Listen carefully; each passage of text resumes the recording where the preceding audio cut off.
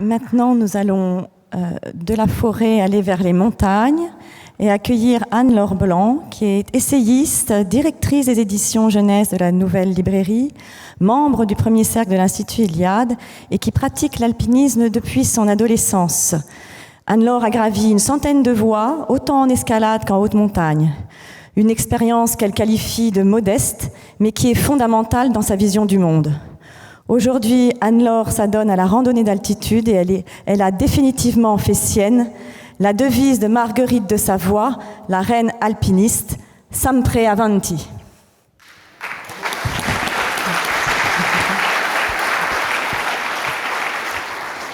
Alors, une bien étrange rencontre a eu lieu en 1991 dans une haute vallée alpine du Tyrol. Des randonneurs tombent, par hasard, sur un corps momifié. Le lendemain, Reinhold Messner, le plus célèbre alpiniste de cette fin du XXe siècle, vient rendre un dernier hommage à celui qu'on croit être un Tyrolien âgé de 500 ans. Stupéfaction, la momie a en réalité plus de 4500 ans. Ötzi est entré dans l'histoire de l'alpinisme. Ce chasseur passait un col à plus de 3000 mètres d'altitude, comme l'ont fait avant et après lui bergers, chasseurs, commerçants, soldats ou pèlerins, pour aller de l'autre côté. Mais crues, avalanches, chutes de pierres, brouillards, orages et diablons en tout genre faisaient qu'on ne s'attardait pas. 2 août 1913, la première ascension de l'Olympe, à 2918 mètres, est réalisée par 2 Suisses, guidés par un berger grec. Premier depuis que les dieux sont partis. À la veille du solstice d'été 2014, 11 membres du premier cercle de l'Institut Iliade se retrouvent au sommet de l'Olympe pour placer l'Institut sous le patronage des Olympiens, parce qu'aujourd'hui, finalement, c'est une randonnée juste un peu technique. En 2019, record de fréquentation sur l'Everest et record en tout genre d'ailleurs. À côté de cela, chaque été, des milliers d'alpinistes anonymes gravissent qui la barre des Écrins, qui la dent du géant, ou tout autre sommet classique des Alpes, sans en faire mention dans la presse. Qu'est-ce qui pousse donc les hommes à aller toujours plus loin, toujours plus haut ? Être en montagne, c'est d'abord, bien sûr, être au plus près de la nature. Une nature qui est un objet d'étude pour les scientifiques, un objet d'émerveillement pour les artistes, un état de fait pour les philosophes, la nature est, point. Pour les alpinistes, elle est l'objet de toutes les passions et de toutes les attentions. Les savants genevois du XVIIe puis du XVIIIe siècle, hommes des Lumières, n'ont plus peur des diablons. Ils veulent savoir, mesurer et décrire. En ligne de mire, la montagne maudite, notre Mont Blanc, atteint en 1786 par les chamoniards Balmat et Paccard. Ensuite, on lance énormément d'expéditions qui se veulent scientifiques. Dès le milieu du XVIIIe siècle, c'est le sentiment de la montagne qui va mêler l'émotion et la raison, notamment avec les romantiques et surtout avec les Anglais. Car ces rentiers cultivés voyagent et racontent. Ils inventent le tourisme et le grand tour franchit bien sûr les Alpes. Puis, à force de franchir les Alpes, ils y restent. Au XIXe siècle, l'alpinisme devient donc une variante la plus héroïque du tourisme. Pour Leslie Stephen, les Alpes sont donc le terrain de jeu de l'Europe, un terrain de jeu qui va s'étendre au monde entier, jusqu'à ce que George Mallory, en 1923, face aux journalistes qui lui demandaient pourquoi gravir l'Everest, la célèbre réponse « parce qu'il est là ». En décembre 2019, l'UNESCO a reconnu l'alpinisme comme une des richesses du patrimoine culturel immatériel de l'humanité. Parce que l'alpinisme consiste à gravir des montagnes et à revenir. Mais ce n'est pas la seule dimension. S'il a la nature comme socle, l'alpinisme est bien perçu comme une aventure culturelle, voire spirituelle, avec Prométhée et Orphée. Vous l'avez donc compris, l'alpinisme n'est pas tout à fait un sport de nature, comme le ski, le canotage ou la pêche à la ligne. L'alpinisme, bien sûr, a partie liée avec la géographie. Il se pratique d'abord dans les Alpes, on parle aussi de pyrénéisme dans les Pyrénées, puis au fil des explorations dans tous les massifs montagneux, avec, selon la célèbre formule de Georges Livanos, des parois verticales qui se redressent encore, Peu de faune, peu de végétation, un climat contraignant.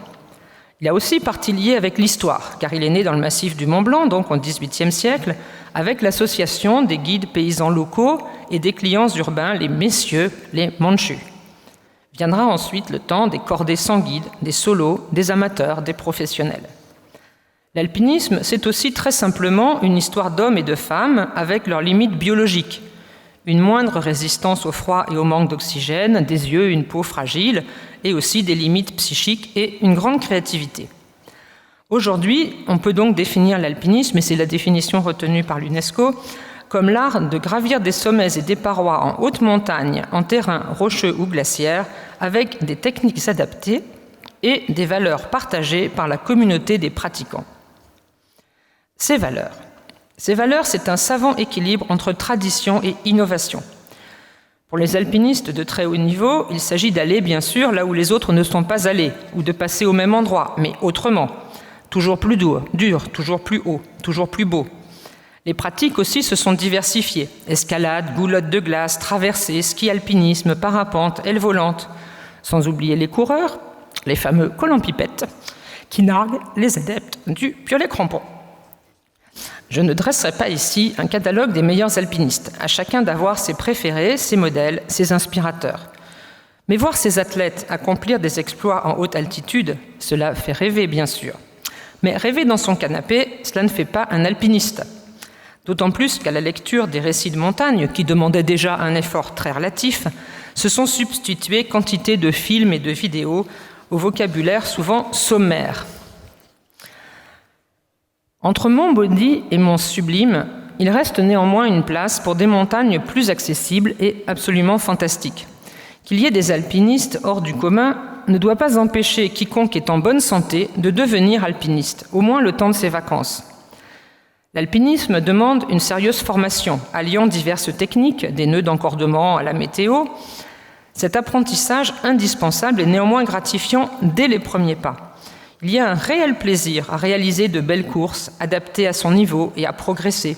Et il faut y aller, parce que l'alpinisme est une magnifique école de vie. Je voudrais insister aussi sur deux dimensions de l'alpinisme, la dimension esthétique et la dimension éthique. Pour nous qui avons la beauté pour horizon, la haute montagne, bien sûr, ne laisse pas indifférent. Lever et coucher de soleil somptueux, bleu de la glace vive au fond d'une crevasse, granit chamoniard, calcaire des calanques, combat de bouquetins, vol de l'aigle. Un bel itinéraire, c'est une ligne d'escalade intelligemment conçue, une arête de neige esthétique, une traversée aérienne. De plus, quand on est extérieur à toute notion de record, on peut accorder plus de temps à la dimension artistique, voire philosophique de la montagne. Ce que fit par exemple Julius Evola. Il fut un alpiniste honnête pour son époque. Mais son ouvrage, Méditation du haut des cimes, l'entraîne à des altitudes bien supérieures, même s'il est parfois d'un lyrisme un peu démodé. L'alpinisme a aussi une forte dimension éthique. Audace, goût de l'aventure, sens de l'exploration, apprentissage de l'autonomie et de l'effort, prise de risques mesurée, connaissance des capacités et des limites de chacun, solidarité, engagement. Parce que l'alpinisme, c'est une suite de petites victoires sur soi-même, face au froid, au vide, à la fatigue, à la douleur.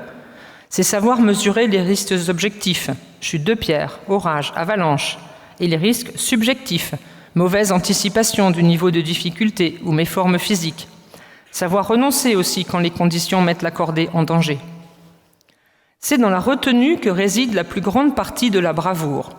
Ce n'est pas de moi, c'est une réflexion d'Alex Honnold, un prodige de l'escalade en solo intégral. Car l'hubris est bien l'ennemi numéro 1 de l'alpiniste, bien avant les chutes de pierre.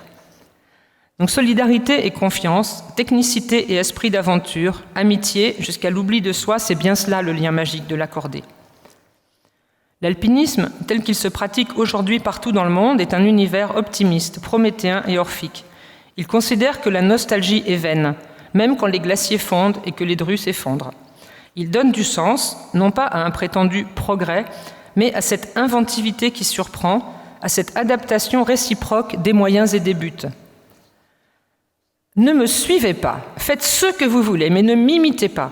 L'important dans la vie est de trouver son propre chemin. Mais cela prend du temps et c'est sans doute la chose la plus difficile, explique Reinhold Messner. parce que l'aventure est quelque chose qu'on ne peut pas mesurer.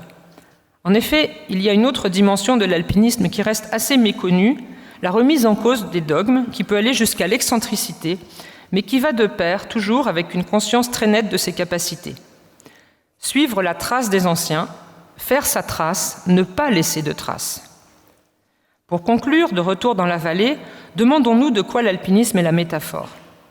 Il incite à réfléchir sur la limite et l'illimité, sur la verticalité, sur le lien entre les hommes avec la symbolique de la cordée, sur l'apport, la peur et sur la mort. Mais d'elles deux, je ne dirai rien parce que le montagnard a ses pudeurs. Comment gravirais-je le mieux la montagne ? Monte et n'y pense pas. C'est le conseil de Nietzsche dans le Gai Savoir. Et en effet, ces promenades le menaient au-dessus du lac de Sils Maria, dans les superbes vallées de l'Engadine. Mais déjà le pied sur la première prise, c'est le conseil récurrent des guides de montagne aux débutants. Mettre le pied sur la première prise, c'est se dire que l'on peut arriver au sommet. Ne pas le mettre, c'est y renoncer. Je tiens justement à remercier ici les guides de montagne qui ont eu la patience de me montrer la première prise. Ils ont su me donner confiance, m'assurer, me rassurer, veiller sur moi. En retour, j'espère ne pas les avoir mis trop en danger. Ils m'ont bien plus appris que la lecture de Nietzsche. Ou plutôt, ils m'ont aidé à le comprendre. Merci. Merci à Titou, à Jacques, aux deux Bruno, à Fred, à Dominique, qui m'ont offert près de 30 ans de grandes et belles joies. Et vous, que cherchez-vous ? Cette question devait être le titre du dernier chapitre du Monde Analogue, le célèbre roman de René Daumal. Un roman d'aventures alpines, non euclidiennes et symboliquement authentiques, écrit entre 1939 et 1944 et paru en 1952. Un roman resté inachevé. Et vous, que cherchez-vous ? Sempre avanti, en avant toutes. Merci beaucoup.